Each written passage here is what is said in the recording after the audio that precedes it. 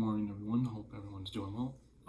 Just want to make a video today on the Ratchet and Clank review. Yes, I beat the game on the PS5. I've only played like one other Ratchet and Clank, and that's the Ratchet and Clank Remastered. And I thought the graphics were really good for that, but on the PS5, it blows it away.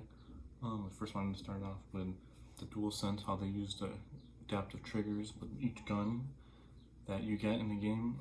Is pretty cool. Each gun has a different adaptive trigger to it, and the motions of the controller and the rifts you can go into by just pressing R1, I believe, is pretty cool to get to your enemies, like a little shortcut.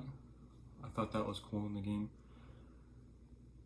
You start off with you're in Ratchet and Clank's home, and they're doing like a little parade for him to celebrate all his accomplishments during all the games. What I thought was pretty cool, and the graphics really show the PS5 when it starts off there, and I thought that was really nice.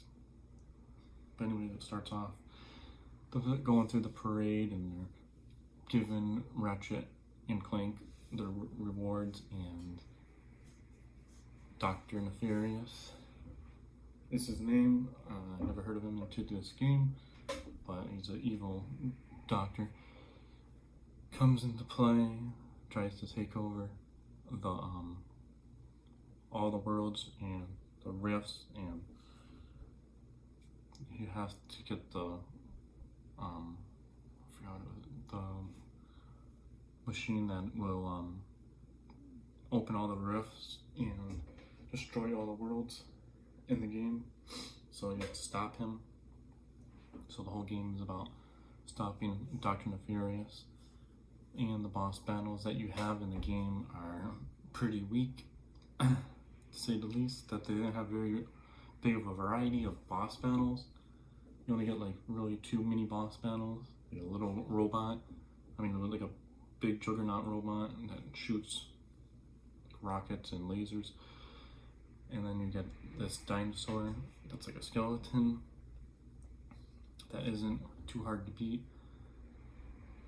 And then you get like this centipede robot thing that shoots like lasers and can shoot like a little sword, like a little blue sword across you, and you have to jump it. But I thought as I went through the game and got further that the bosses and the enemies were pretty much the same in the game. They didn't have very much variety, what kind of made it repetitive and a little boring in some parts, but all the way up to the end of the game is where it got more exciting. Like, spoilers alert if you haven't played the game. Last mission before you face off Dr. Nefarious, you're in the prison trying to break out Ratchet and Clank. And you Rivet. I forgot to mention Rivet. Rivet is like a little, like a bounty hunter. Well, not a bounty hunter, but escapist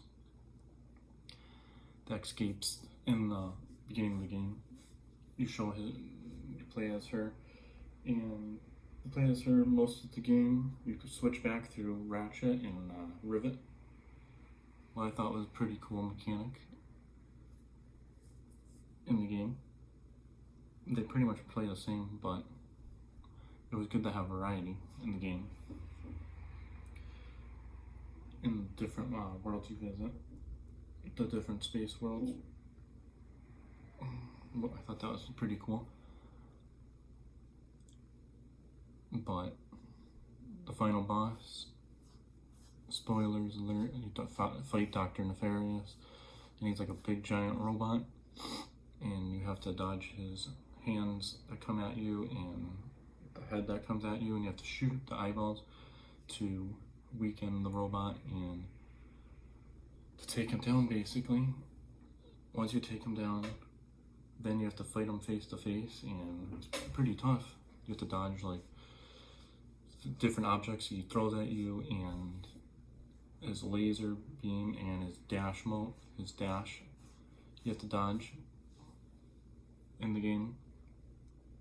but I thought the ending was a really good ending of the game because